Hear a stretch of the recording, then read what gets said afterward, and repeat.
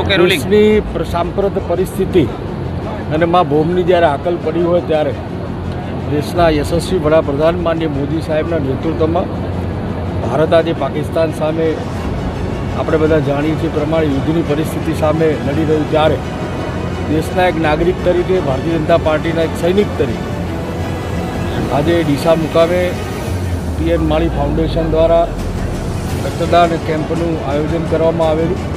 જિલ્લાના અધ્યક્ષ માન્ય કીર્તિસિંહજી વાઘેલા, માન્ય દિનેશભાઈ અનાવાડિયાજી, માન્ય ગોવાભાઈ, અમારા પ્રદેશ પક્ષ મોરચાની ટીમ સૌ રક્તદાતાઓની ઉપસ્થિતિમાં આજે રક્તદાન કેમ્પનું આયોજન કરવામાં આવ્યું છે.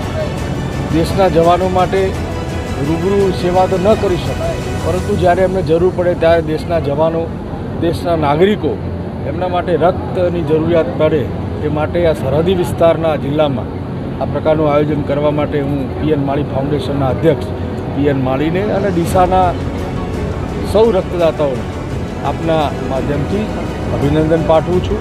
અને આપે મા ભૌમ માટે, મા ભારત માટે જે કામ કર્યું છે એ આવનારા દિવસોમાં આપણી જે વિજય પતાકાઓ છે એ લહેરાઈ છે એમાં આપ સહયોગી થઈ રહ્યા છો એ માટે આપણે પુનઃ અભિનંદન પાઠવું છું. ભારત માતા કી જય, વંદે માતરમ.